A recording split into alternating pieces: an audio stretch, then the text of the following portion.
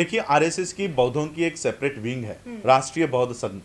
तो राष्ट्रीय बौद्ध संघ के माध्यम से इन्होंने आरएसएस के ब्राह्मणों को चिवर पहना के उन्होंने बौद्ध भिक्षु बनाकर रखा हुआ है। और ये बौद्ध भिक्षु भारत के बाहर ये जो कॉन्फ्रेंसेस होती है, world fellowship of Buddhist, international Buddhist confederation और अलग अलग बीएलआई की जो इंटरनेशनल कॉन्फ्रेंसेस होती है, आरएसएस अपने बंदों को वहां पर बौद्ध भिक्षुओं को भेजती है और वो भारत में क्या क्या उनको चाहिए वो सारा फंड यहाँ पर लेकर आता है। वाराणसी के लिए फंड, गंगा की सफाई के लिए फंड, आपके बुलेट ट्रेन के लिए फंड और कई सारे मामलों के लिए इन्होंने यहां पर लाखों करोड़ डॉलर्स लेकर आए हैं बुद्धिज्म के मामले में।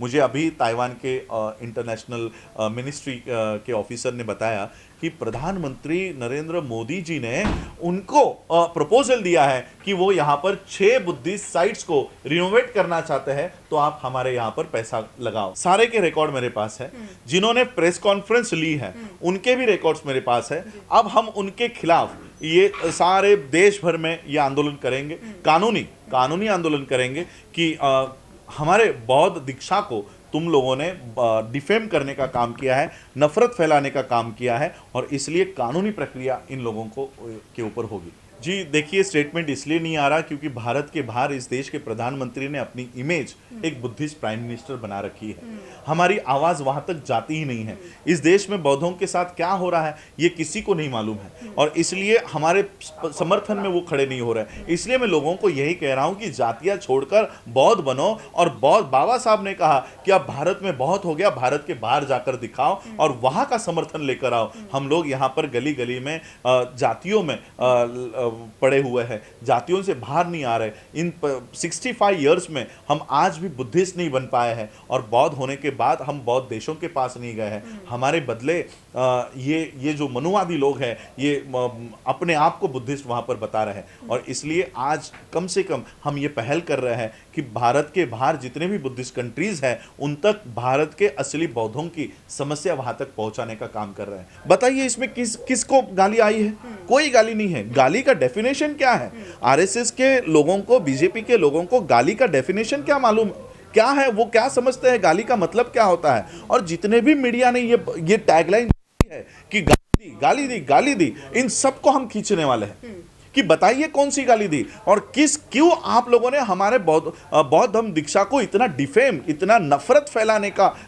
आपको अगर आपकी पॉलिटिकल मंशा है, पॉलिटिकल लड़ाई लड़नी है तो पॉलिटिकल प्लेटफॉर्म से लड़ो, हमको उससे कोई लेना देना नहीं है। अगर राजेंद्र पाल गौतम जी ने कोई शपथ ली है संवैधानिक पद की, अगर उसका उल्लंघन होता है तो उनका पद इस्तीफा लेने का आपको अधिकार है, लेकिन हमारे 22 प्रतिज्ञाओं को हिंदू विरोधी बताने का अधिकार आपको नहीं है। ये देश के लोगों को सोचना चाहिए कि ये देश किस तरफ जा रहा है। इस देश का प्रधानमंत्री, हालांकि संवैधानिक पद पर होने के बाद आप किसी एक धर्म का प्रचार और प्रसार नहीं कर सकते।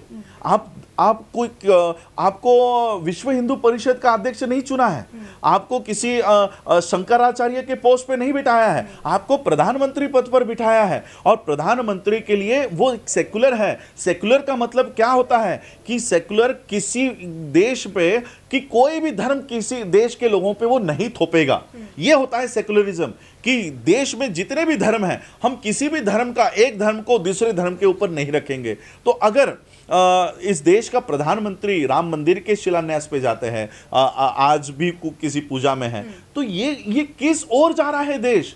प्रधानमंत्री को हमने क्यों चुना है? पूजा करने के लिए हमने प्रधानमंत्री को चुना है इस देश की इकोनॉमी के लिए। इकोनॉमी को बढ़ाओ, यहाँ का रुपया गिरते जा रहा है। निर्मला सीतारमन निर्लज की तरह वो स्टेटमेंट देती है। क्या समझ रखा है अपने भारत की जनता को?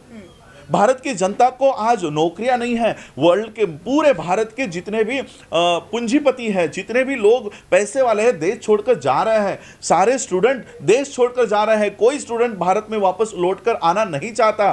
क्या बनाकर रखा है आपने हमारे देश को? जी देखिए, ये बात तो हम बहुत पहले कह रहे थे। जब सीए एनआरसी के लिए मुसलमान रास्तों पे थे तब हम बौद्धों को ये बात कह रहे थे कि आज वो लोग बैठे हैं, कल तुम्हारी बारी होगी।